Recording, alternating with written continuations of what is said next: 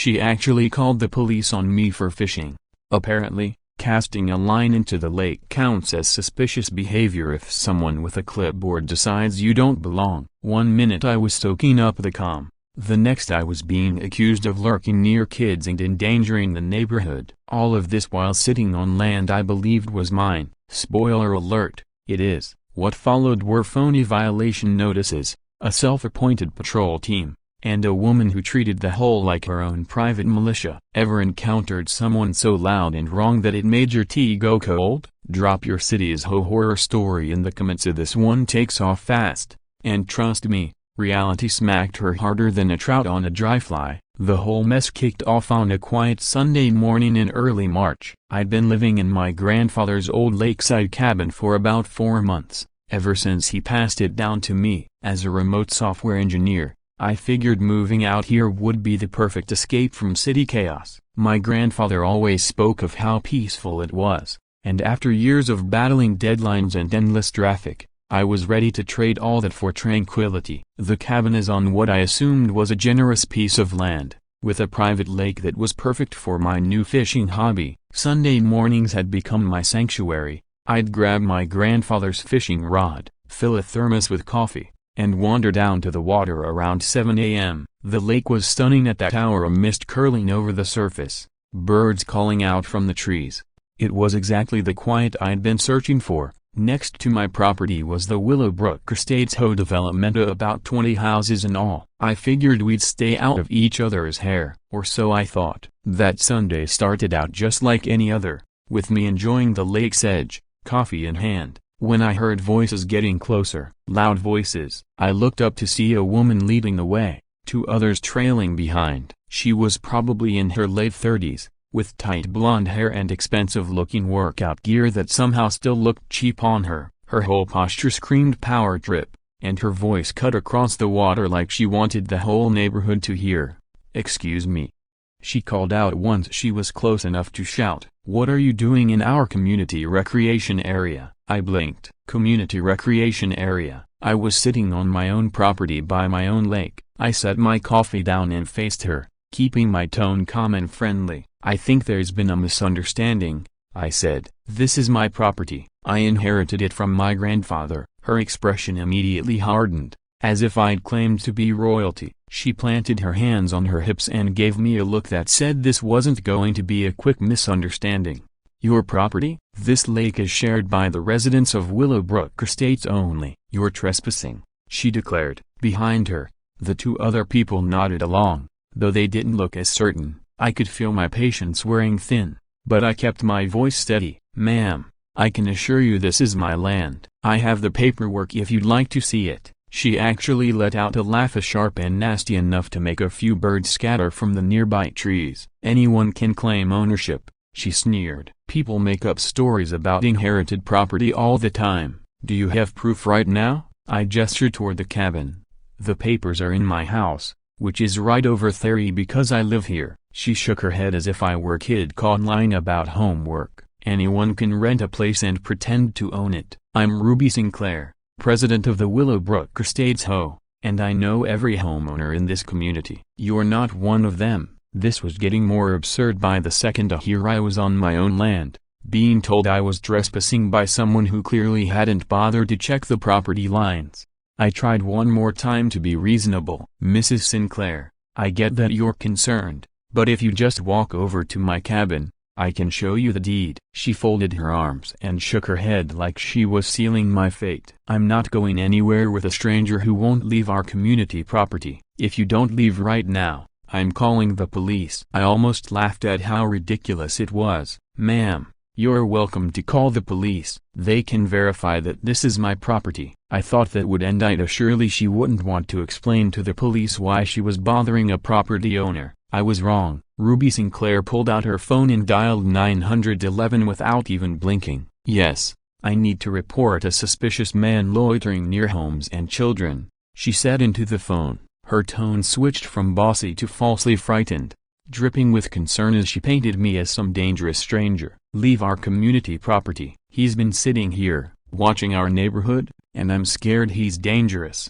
I stared at her in stunned disbelief. She was flat out lying to the 911 dispatcher, painting me as some kind of threat. The casual way she twisted reality into something menacing was both outrageous and impressive. As I listened to Ruby's false accusations, it hit me this was no longer about fishing. She just declared war on me, and she had no clue what she had set in motion. Monday morning brought me an unpleasant surprise. Sheriff Hank Bradley standing on my porch. He was a solidly built guy in his mid-50s with the weathered look of someone who'd seen every small town spat there was. He asked me, gently but firmly, if I could avoid the lake for a bit to prevent further trouble. I could see he was just trying to keep the peace. I agreed for now, assuring him I'd prove my ownership soon enough. He nodded with the weary understanding of a man who'd handled plenty of nonsense, then drove off, probably hoping it would all fizzle out. An hour later, I found a bright yellow notice stuck to my door. It looked officially complete with the HOA's letterhead. Notice,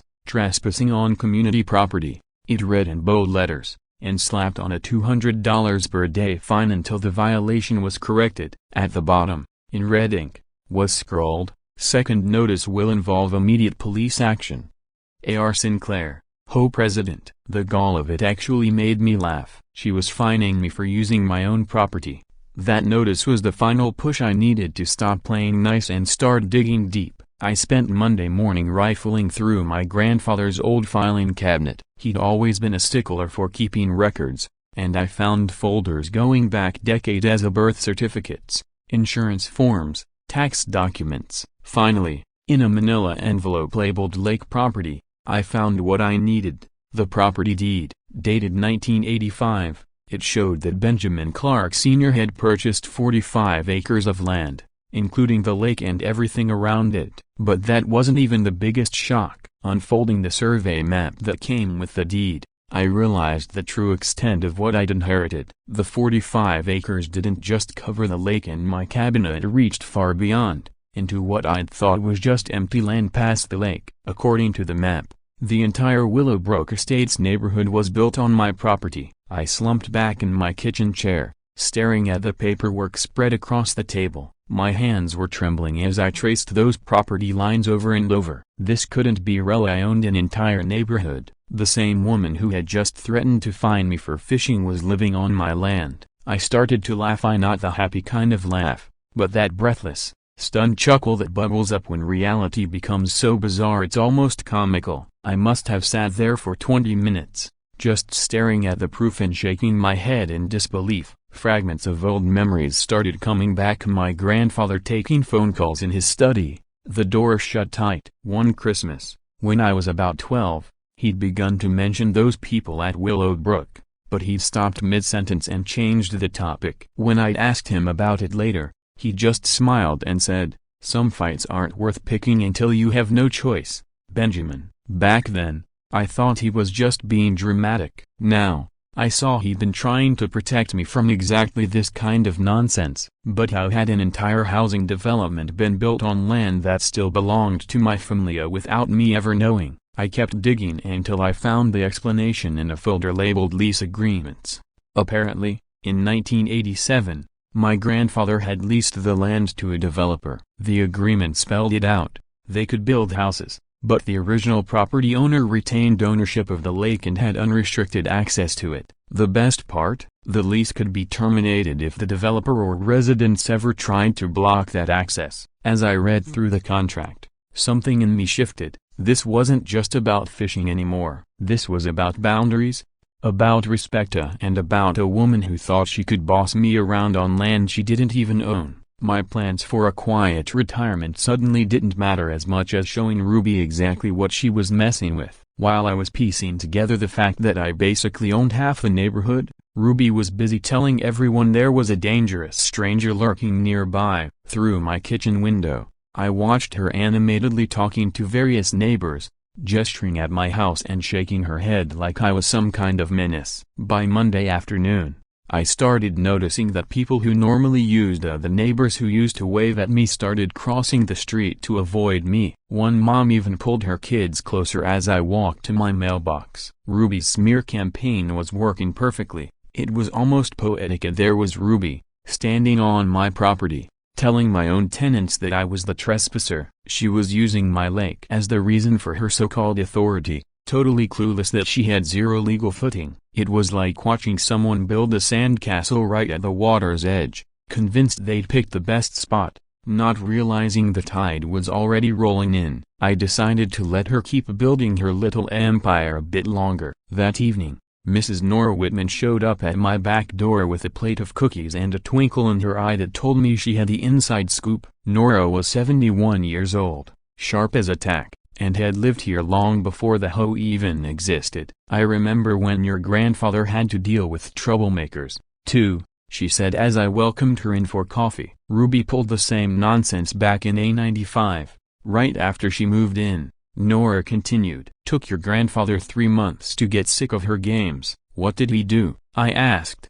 though I was already guessing the answer. Nora laughed and stirred her coffee. "Same thing that's about to happen now. Your grandfather was patient, but he wouldn't let a bully push him around. He let Ruby make a fool of herself for months, kept every piece of proof he needed, and then threw a barbecue by the lake and invited the whole neighborhood, spread out all the deeds and maps for everyone to see." Poor Ruby turned as white as a ghost when she realized she'd been yelling at the landlord. Her eyes sparkled with mischief. She didn't have much to say after that. I looked at the survey map on my table and smiled. Ruby was standing on my land, convinced I was the trespasser, and I was going to let her dig the hole as deep as she wanted. Tuesday night brought the situation to an even more ridiculous level. From my kitchen window, I watched Ruby organizing what she proudly called an HOA security patrol. 6 residents had set up shop in the common area with lawn chairs, clipboards, and what looked like walkie-talkies. They'd even put up handmade signs that read "Private Community and No Trespassing" in bright red letters. Ruby was leading the charge like a general plotting her next battle, pointing and giving orders while the others nodded along, clearly caught up in the drama. It was so over the top I had to grab my phone and start recording. There they were, grown adults, sitting on my property, organizing shifts to stop me from going to my own lake. Ruby had somehow convinced them I was such a threat that they needed to coordinate a whole operation. I could hear her voice carrying across the water as she briefed her volunteers. "If he comes this way, don't confront him directly. Document everything and call for backup right away." Backup, for a guy with a fishing rod. I decided to test their resolve. Around 6, I stepped outside, fishing gear in hand, and walked purposefully toward the lake. The reaction was immediate. Ruby jumped up like she'd been hit with a jolt of electricity, waving her arms wildly. "There he is. This is not a drill." The other patrol members leapt to their feet, clipboards and phones out, ready to document my every move. Their dedication was honestly impressive, if only they had any idea how misplaced it was. "Sir, you can't go any farther," Ruby said, stepping into my path. "This is private property owned by the Willowbrook Estates community." I stopped and looked at her with what I hoped was a patient smile. "Ms. Sinclair, you're absolutely right. This is private property." She nodded, triumphant, completely missing the point. "Exactly. So please turn around and leave." I almost felt sorry for her. She was so close to understanding what was really going on and so far from actually getting it. That's when Mrs. Nora decided to join the scene. She strolled up to the little standoff, wearing the relaxed smile of someone who'd seen this play out before. "Ruby, dear," she said in the gentle tone of a teacher correcting a student, "didn't you learn anything from the last time you pulled this stunt?" Ruby flushed red. "Mrs. Whitman, this has nothing to do with you. We're protecting our community." Nora chuckled and shook her head. "Honey, you tried the exact same thing with Benjamin's grandfather in '95. How'd that turn out for you?" The historical context was news to the other patrol members, but not to Ruby. She was getting flustered now, her voice rising as she snapped, "That was completely different. Was it really so different?" Nora raised an eyebrow, cutting straight through Ruby's bluster. "Because it sure looks to me like you're making the same mistake all over again." While they traded words, I noticed some of the patrol members shifting uncomfortably. A couple were whispering to each other, and one woman was glancing back and forth between Ruby and Nora like she was watching a tennis match. Doubt was taking root, even if Ruby wouldn't admit it yet. Predictably, Ruby's reaction was to double down and get louder. "Mrs. Whitman, you're confused about what happened back then. "And you're not helping anyone now," she snapped, then turned to the others like a commander giving orders. "This man has been harassing our community. We have every right to protect ourselves. We won't let some outsider intimidate us into giving up what's ours. So this is our home, and we'll stand our ground." The others murmured their agreement, but I could see the certainty flickering in their eyes. They weren't as sure anymore, but Ruby couldn't see it. She'd worked herself too far out on a limb to back down. I realized she wouldn't stop until she had turned this into something so public and dramatic that there'd be no way for her to back out gracefully. Backing down would mean admitting she'd been harassing someone completely innocent. Her pride couldn't handle that, so I made my choice. Either end this now or give her all the rope she needed to finish herself off. I smiled and nodded to the little patrol group. "Well, you folks have a good evening. I'll be inside if anyone wants to talk." With that, I turned around and walked back toward my house. Behind me, Ruby stood there speechless, her mouth hanging open, as I left her to stew in her own self-righteous fury. Watching Ruby work herself into a frenzy over defending land that wasn't even hers, I decided I'd spent enough time on the defensive. Mrs. Nora was right, as some people only learn the hard way. Thursday morning rolled around with the familiar rumble of Sheriff Bradley's patrol car pulling into my driveway. But this time, his expression wasn't one of polite neutrality. He looked worn out, like he was sick of dealing with this nonsense. "Mr. Clark," he said as I stepped out to greet him, "I need to talk to you about a formal complaint that's been filed." That word, "a formula," made my ears perk up. Ruby had finally escalated this from neighborhood drama to official police business. The sheriff explained that Ruby had called the station the previous night, claiming I'd violated a restraining order by going near the lake. Problem was, there was no restraining order to violate. She'd also demanded my immediate arrest for criminal trespassing and threatened to bring in the state police if he didn't act. "She's put this all on record now," Sheriff Bradley said with a sigh, his tone making it clear he was just as frustrated as I was. "I have to look into it properly, even though I suspect she's wasting everyone's time." About 10 minutes later, Ruby herself showed up at my front door, flanked by 3 other home members like she was leading some kind of official delegation. She came prepared as she had a folder stuffed with printed photos, witness statements, and HOA bylaws highlighted in bright yellow marker. "Sheriff Bradley," she began in a grand, theatrical voice, "I have comprehensive evidence of this man's harassment and criminal activity against our community." Her presentation was something to behold. She had pictures of me walking to the lake, sitting by the water, and even chatting with Mrs. Nora in my own yard. She had statements from neighbors about how my presence made them feel threatened, and she'd even created a timeline that painted me as if I was some kind of stalker instead of a guy enjoying his coffee by the water. Honestly, the level of effort she put into documenting my perfectly legal activities was almost impressive. Sheriff Bradley listened carefully, flipping through each page of her so-called evidence with the weary patience of a man who'd seen more than his share of petty neighborhood feuds. When she finally ran out of steam,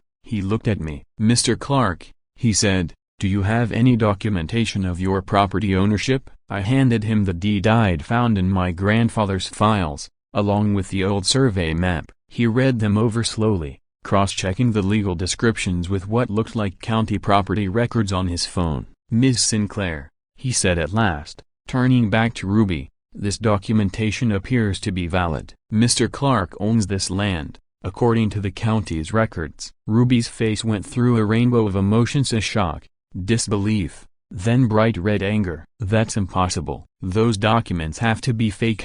Anyone can forge paperwork." The sheriff shook his head firmly. "I'm sorry, ma'am, I've verified them against the county database. They're authentic." Ruby's reaction was to lash out, accusing the sheriff of incompetence and threatening to call the state police because she was convinced there was some kind of conspiracy at work. Then she really lost it. She whipped out her phone right there on my porch and started making calls.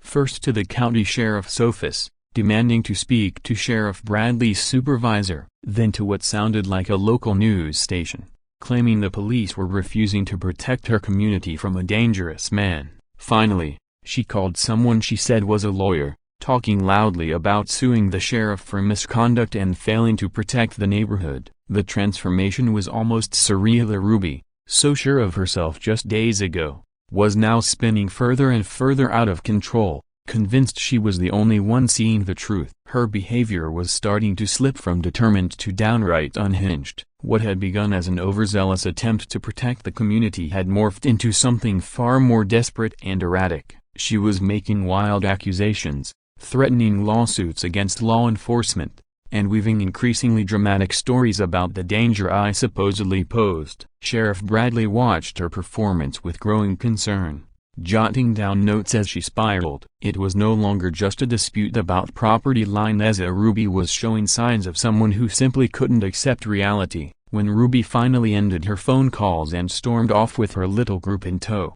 the sheriff lingered to have a quiet word with me. "Mr. Clark," he said, looking weary, "your documentation is completely legitimate. You own this land, including the lake." He paused and sighed. "But she's filed a formal complaint, so I'm obligated to follow the proper procedures." Then he looked at me, more as a neighbor than an officer. "My advice? Document everything, every interaction, every threat, every false claim." I get the feeling this isn't the end. When Ruby had threatened to take this to the media, I realized she was about to hand me the perfect stage. If she wanted a public showdown, I'd let her have it. Monday morning brought an escalation even I hadn't seen coming. At exactly 9 a.m., a local news van rolled up to the Willowbrook Estates common area, right behind Ruby's silver Honda Civic. Apparently, she'd spent the entire weekend organizing what she was calling a press conference to expose the supposed failure of the police to protect the community. From my kitchen window, I watched as she directed the camera crew to set up so they had a clear shot of my house. She looked every inch the self-styled community leader, though the navy blazer she wore was a little worse for wear, and her white blouse kept slipping out of place. She'd managed to gather about 15 residents to stand behind her as concerned citizens, though it was pretty obvious that not everyone was thrilled to be there. Mrs. Patterson from down the street kept glancing at her watch, and Mr. Henderson looked like he was questioning every choice that had brought him to that moment. At 9:15 sharp, Ruby stepped up to the microphone and launched into what sounded like a well-rehearsed speech. "We are being terrorized by an unstable individual who refuses to follow community rules and threatens families with children," she proclaimed, her voice ringing out with dramatic intensity. "This man lives alone,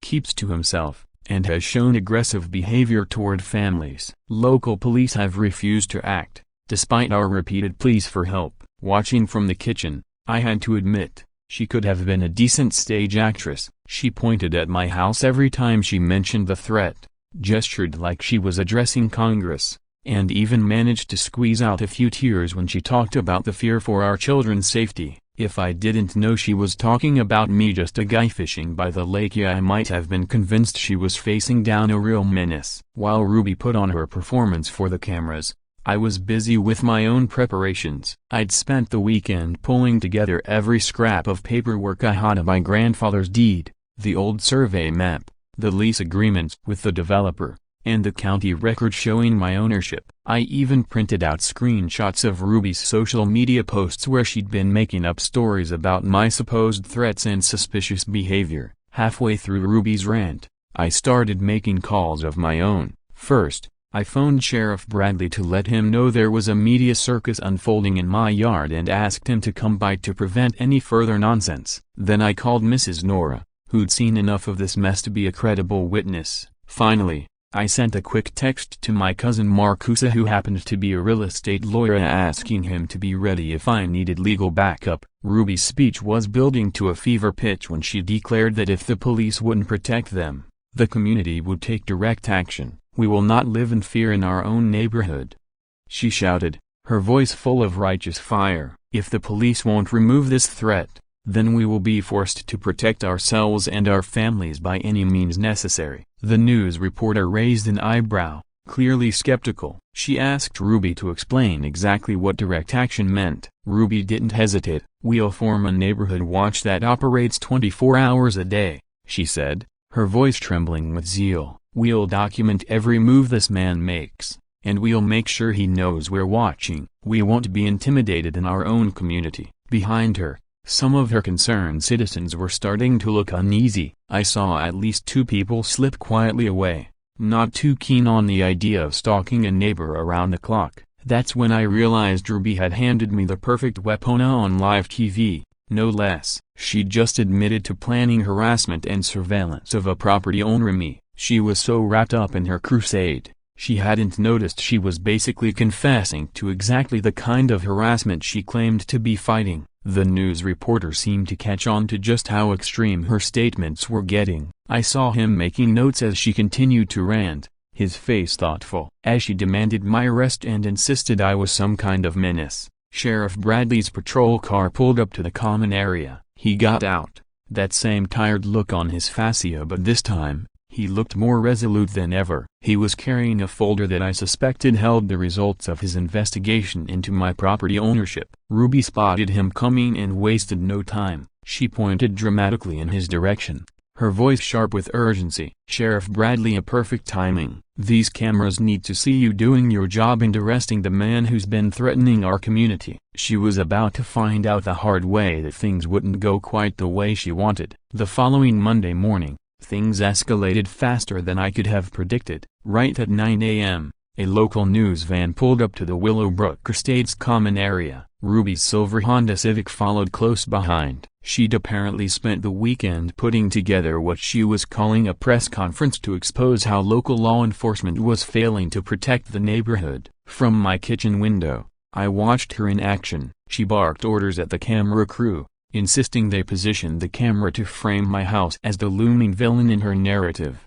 It was one of those perfect spring mornings, a crisp air, a blue sky reflected in the still waters of the lake, the kind of day that should have been spent in peace, maybe with a fishing pole in hand. Instead, I was watching my neighbor spin a tale of persecution right in my backyard. Ruby had chosen her setting carefully. The calm lake behind her only highlighted how absurd her claims of danger really were. She'd also dressed the part, in what looked like her best attempt at professional attire, a navy blazer that had seen better days and a white blouse she kept tugging nervously into place. Behind her, she'd gathered 15 residents from the HOA, drafted into playing the role of concerned citizens, but the performance was wearing thin on them already. Mrs. Patterson from down the block kept checking her watch like she had somewhere much more important to be. Mr. Henderson looked like he was trying to remember how he'd gotten roped into this mess in the first place. The group as a whole looked more like they'd been rounded up against their will, shuffling their feet, avoiding the camera's eye. At exactly 9:15, Ruby stepped up to the microphone that the news crew had set up. I had to give her this. She knew how to command attention, even if her hands were shaking. She held her notes like a script she was determined to deliver. "We are being terrorized by an unstable individual who refuses to follow community rules and threatens residents on a daily basis," she declared, her voice echoing over the water. She stumbled a bit on the word terrorized, her voice cracking slightly. Clearing her throat, she powered through. "This man lives alone, keeps to himself, and has shown aggressive behavior toward families with children. Local police have refused to act, despite our repeated pleas for help." From where I stood in the kitchen, I almost had to respect her performancia if it hadn't been so completely detached from reality. She was determined to sell the idea that I was some lurking menace. She pointed at my house whenever she said the threat, gestured like a politician making promises, and even managed to bring some real emotion out of her voice when she mentioned the children. Of course, her blazer kept riding up, and she kept pulling it down between flourishes, clearly uncomfortable with the spotlight. About halfway through her speech, I decided it was time to add my own chapter to this little drama. I stepped outside, calm and deliberate, carrying my folder of documents, a proof of ownership, county records, and everything else that might be needed to settle this nonsense once and for all. I walked out to the edge of my property, making sure I was in the camera's view. Ruby spotted me instantly. Her voice rose in pitch, her hand thrust out toward me like she'd just spotted a wild animal. "There he is. See how he lurks around, watching USA intimidating our families," she cried. The news reporter's head snapped back and forth between us. I must have looked about as intimidating as traveling insurance salesman. I waited for Ruby to catch her breath and then called out, politely but firmly, "Excuse me, would you like to see some documentation that might be relevant to your story?" The reporter's eyebrows shot up. He could tell there was more to this than Ruby's monologue. Ruby's face went red. "Don't listen to him. He's manipulative. He'll twist the facts," she said, her voice almost frantic. But I was already walking steadily toward the cameras, keeping my movements slow and my hands visible, like I was approaching a startled animal. While Ruby was busy putting on her show for the cameras, I'd been getting ready to counter it with facts, not fiction. The folder I carried was full of every legal record, every document I might need to prove who really owned this land and to expose just how far Ruby's paranoia had gone. I'd spent the weekend gathering every scrap of paperwork that proved my ownership of the property, the original deed, the survey map, the lease agreement with the development company, and county records confirming my rights. I even printed out screenshots of Ruby's social media posts where she'd been spinning increasingly wild stories about my threatening behavior and suspicious activities. By the time Ruby's performance reached its climax, I was ready. She was winding up for a final flourish. "We cannot live in fear in our own neighborhood," she proclaimed, her voice full of self-righteous fury. But she stumbled a bit over the phrase direct action, like she hadn't fully thought through what that actually meant. "If the police won't remove this threat, then we will be forced to protect ourselves and our families by any means necessary." The news reporter's eyebrows shot up at that. She looked skeptical and pressed Ruby for specifics. "What kind of direct action are you talking about, exactly?" Ruby straightened her back and said with growing confidence, "We will form a neighborhood watch that operates 24 hours a day. We'll document every movement this individual makes. We will make sure he knows we're watching, and we will not be intimidated in our own community." Behind her, I saw the reactions shift. Some residents looked distinctly uncomfortable. At least two of them were already quietly slipping away from the scene, the idea of around-the-clock surveillance apparently a step too far. Then the reporter asked the question that would become the defining moment of the whole circus. "Ms. Sinclair, you're talking about organizing surveillance on your neighbor. Are you aware that he claims to own this property?" Ruby's face went through several contortions as she scrambled for a response. "He's lying," she blurted out. "Anyone can claim anything that doesn't make it true." The reporter turned to me. I held up my folder and gave her a calm smile. "I had documentation, if you'd like to see it." That was the moment it all shifted. Ruby, so focused on painting herself as the victim, had just confessed on camera to planning harassment and surveillance of a property owner, something she had no right to do. She'd handed me exactly what I needed. The reporter's expression shifted too, as she was clearly picking up on the serious implications of Ruby's threats. Ruby had gone too far, and everyone could see it. Just then, Sheriff Bradley's patrol car rolled up to the common area. He got out, wearing the same wary look he'd had during our previous encounters. But this time, he was carrying a folder of his own, likely the results of his investigation into my property. Ruby spotted him immediately. She gestured at him like she was calling in the cavalry. "Sheriff Bradley, a perfect timing. These cameras need to see you arrest the man who's been terrorizing us." But this time,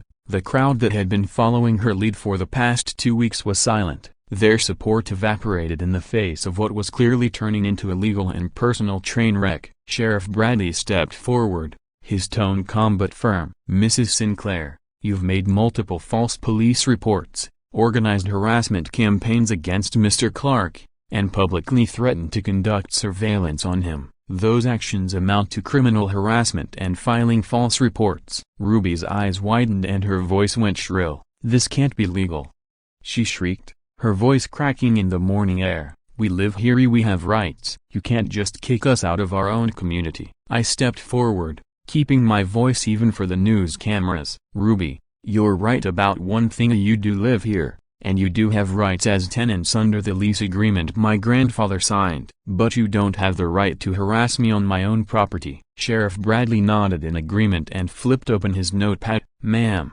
Mr. Clark has every legal right to ask you to leave his property, just like any property owner has the right to ask someone to stop trespassing. You can leave voluntarily, or I can escort you off the premises. It's your choice." Ruby looked around desperately, searching the faces of the residents for backup, but no one met her eye. Several people were already walking away, wanting nothing to do with this fiasco. "I am the HOA president," she screamed, as if that gave her special powers. "I've been protecting this community. I'm doing my job." Sheriff Bradley just shook his head. "Your role as HOA president doesn't give you the right to harass a property owner, file false reports, or threaten surveillance. And it certainly doesn't give you authority over land that isn't yours." The reporter was recording every word, and I could tell by the look she occasionally sent my way that she appreciated how calmly I was handling the situation. This was the final scene Ruby had scripted for herself, but it wasn't playing out the way she'd planned.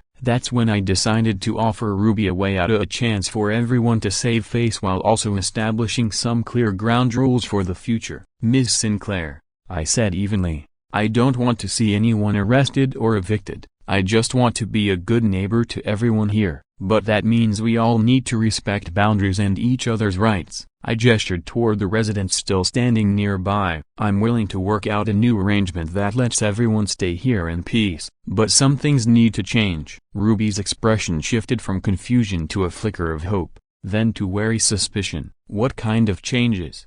she asked, her voice still shaky from the emotional whirlwind. I unfolded a piece of paper I'd prepared ahead of time. "First, you need to resign immediately as HOA president. Your actions have created a hostile environment that I won't tolerate. Second, you must publicly apologize for your false accusations and the harassment you've directed at me. Third, the new HOA leadership must sign an agreement formally acknowledging my property rights, including access to the lake." The remaining residents were nodding along, ready for any resolution that would put an end to the drama and let them get on with their lives. Ruby opened her mouth to argue, but Sheriff Bradley stepped in, clearing his throat meaningfully. "Ms. Sinclair, these terms are more than fair, especially considering you could face criminal charges for harassment and filing false reports. I strongly suggest you accept them." Ruby's shoulders slumped in defeat. "On Mr. Clark's property," she muttered, almost too quiet to hear, "and I apologize for any broken bar misunderstandings about ownership." It wasn't the most gracious apology,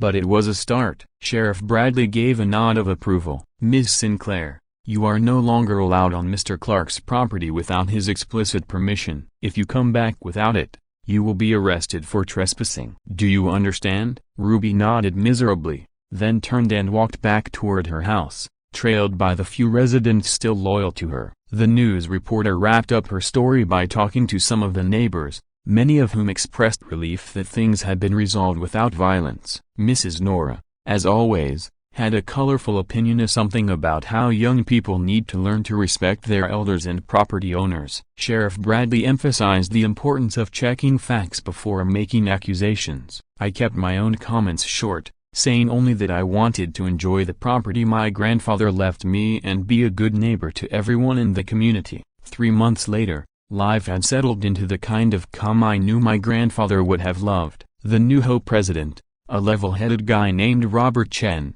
signed a formal agreement that recognized my property rights and set out clear boundaries for community events. Ruby quietly sold her house and moved away, apparently deciding that living on land owned by someone she'd spent weeks harassing wasn't going to work long-term. Mrs. Nor had become a frequent fishing buddy of mine, bringing coffee and stories about the neighborhood's past. Most mornings, I'd sit by the lake with my grandfather's old fishing rod, watching the sunrise and listening to the birds waking up in the trees. The peace I'd come here looking for had finally arrived, and it was even better than I'd imagined. Kids played in their yards. Parents waved from their porches. The tension and suspicion Ruby had stirred up seemed like a distant memory. It turned out that when you treat people with honesty and respect, they usually respond in kind. The best part of it all was realizing that true victory doesn't come from crushing your enemy. It comes from teaching them to respect boundaries while building something better for everyone. And on those quiet Sunday mornings by the lake, coffee in one hand and my grandfather's fishing rod in the other, I can't help but think he would have been proud of how it all turned out. Thanks for sticking with this emotional roller coaster. Buckle up, because the next story's even twistier.